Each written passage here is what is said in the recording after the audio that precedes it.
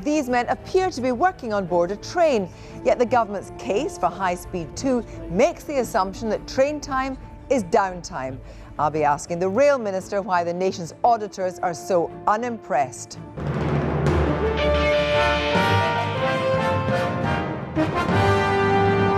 The government's plans for High-Speed 2 took a pretty hefty knock today when the National Audit Office produced its first report into the controversial rail project, which will cost north of £30 billion and provide a superfast link to London, to the West Midlands, Manchester and Leeds. The NAO said that the Department for Transport had not made the business case for the investment. In a moment, I'll be asking the Transport Minister why not. But first, here's David Grossman. The proposed new HS2 line forms a Y, which is pretty appropriate really, given that's the question the National Audit Office is asking. Why is this being built? It is, after all, hugely expensive. £34 billion to build, plus £8 billion for rolling stock. And yet, says the NAO, there's no clear business case for building it. This report is written by the National Audit Office, in charge of scrutinising government spending. It's got a rather dull title, it looks rather dull, and it's written in very dull prose, but its findings are anything but. One by one, it examines the arguments for building high-speed rail as put forward by the government, and one by one, it says they don't really stack up.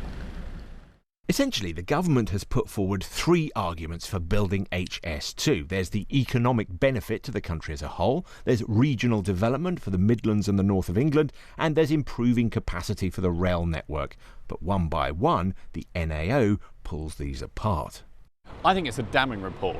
This has been carried out by the government's own independent auditors, and what they've fundamentally done is they've agreed with all of the points that independent commentators and opposition groups have been making over the last 2 years. If you're going to spend something like £58 billion, which is what it actually is going to cost to put trains on a track as well, you've got to make sure it's good value for money. And they found that there's no evidence for a lot of the assumptions. They've used out-of-date data, and actually that there's really no evidence behind a lot of the key assumptions within this. The government says investment in HS2 makes hard business sense because we get more back than we put in. However, this number, this ratio, has slipped from £2.60 back for every pound spent when the project was first suggested to just £1.40 back in the most recent document. And even this, says the NAO, may be over-optimistic. For a start, the Department for Transport now thinks that rail travel, or demand for rail travel, will grow a lot slower than they previously thought. However, this new model hasn't been applied to the business plan for High-Speed 2. They still use the old numbers. And here's something else that's a bit strange, according to the National Audit Office. The business plan for High-Speed 2 assumes that the ticket prices will be the same whether you go on the new whizzy high-speed line or the old stopping slow line. Is that really a safe assumption? After all, on HS1 that carries domestic passengers from Ashford in Kent to St Pancras, tickets are more expensive than on the slower alternative. And guess what? Passenger numbers for HS1 are about a third of what was predicted while the line was being planned. Now, perhaps you'd like to see David Cameron doing something impossible. Well, here it is. The Prime Minister is working on a train. Not that amazing, you might think, except that the business case for HS2 is based on the idea that no one does this, that no one works on a train, so that every minute you can cut from journey times is a minute added to productive work. Now, you might think that the Transport Secretary would know that this is rubbish. After all, he's the man with the grey hair also working on the train. And what's this? The document they're discussing? Well, it's the plans for HS2, which, remember, assume you can't work on a train. Oh, the irony. But here's a strange thing. The Department for Transport's own research acknowledges that people actually do work on trains. And here's a funny thing.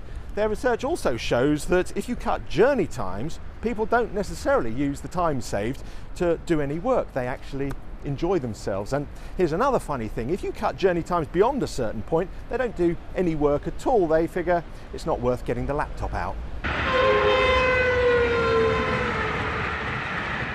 The next argument the government makes is rebalancing the country's economic geography, spreading jobs to the Midlands and the north of England. But, as we highlighted on Newsnight earlier this month, there's little evidence that this will actually happen. We found that what evidence there is suggests the capital city will benefit at the expense of smaller cities. What it's actually going to do is what it always does, is draw more talent and money into the capital city. It's going to affect people commute from further out because of if a shorter journey time.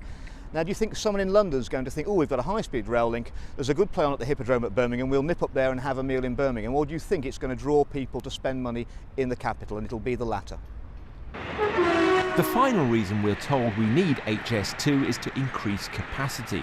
However, here the NAO says the Department for Transport has plumped for HS2 without fully costing the alternative ways of increasing capacity to see if they offered better value for money. It's clear the government has a lot of work to do to convince the auditors that its new high-speed rail line is worth the money. David Grossman. Well, shortly before coming on air, I spoke to the Rail Minister, Simon Burns. Minister, this report into HS2 makes the bidding fiasco over the West Coast Main Line look like an oversight. I must say I don't agree with that at all. We obviously welcome the fact that the NAO has looked into the project, but where I have a difficulty with it is that unfortunately conclusions that they have made in September of 2013 are based on a business case that was prepared in December 11. And over the last 18 months, there have been significant strides forward in developing the project, not least the announcement by the Secretary of State for Transport of the preferred route for the second stage of the project, which hasn't been included. The business case for the British economy of HS2 is based on assumptions that are out of date, and the assumptions before in terms of return were better than they are now. Well, I don't think that is correct. But it's what it says here. And in the report it does, but yes. But we find in a number of areas that we don't accept the figures that are being bandied about or some of the conclusions. This is the National Audit Office. This is set up for the very point of looking into projects such as this and making an assessment. And you're just simply rejecting what they say. I'm saying that we do not recognise some of the figures and some of the conclusions that they have reached in that report. Absolutely, because they are using data that is out of date, and we have moved forward so much in the last 18 months, and that has not been taken into account. Okay, here we have it. The data for the benefit of business travellers is certainly out of date, they say yours, because it doesn't recognise that people work on the trains. It says that it doesn't even account for the fact that people work on trains. Presumably you now work on the train, don't you? No, well, in a commuter train it's rather difficult, but I try to at times. But the methodology that has been used is that is accepted worldwide for assessing that sort of report. But it's wrong. I don't agree with you. Let's go on to another one that actually is going to rebalance the economy. Now, the report says the business case provides little supporting evidence to prove that a high-speed link will support regional growth. That is pretty damning.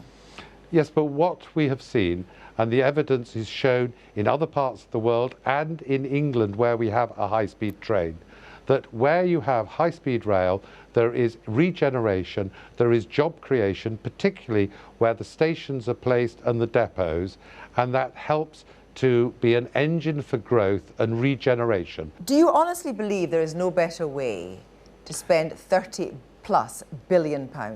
Look, the important thing is high-speed rail is the future. Our major competitors, countries like the United States, Spain, France, Germany, Japan, China, are all investing in high-speed rail, and we believe it is the future, that we cannot afford not to do it. It will be an engine for growth.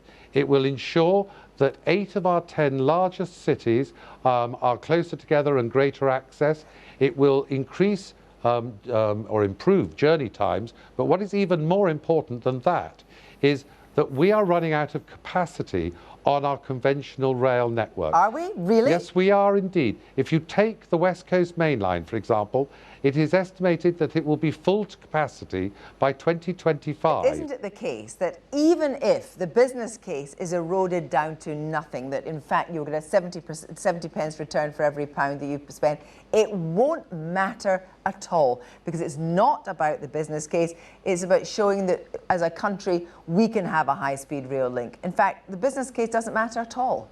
I think the business case is crucial, and it's nothing to do But it's with not just proved having in this a report. prestige project. What it is showing is that high-speed rail is the future. We cannot afford to be left behind, and we've got this golden opportunity to be in at the early stages so that we can compete, we can improve connectivity, we can increase capacity, we can reduce journey times, and we can bring people closer together to go about their business, whether it's as businessmen or passengers who are visiting friends or on leisure activities. OK, you talk finally about the early stages, and we cannot afford to be left behind.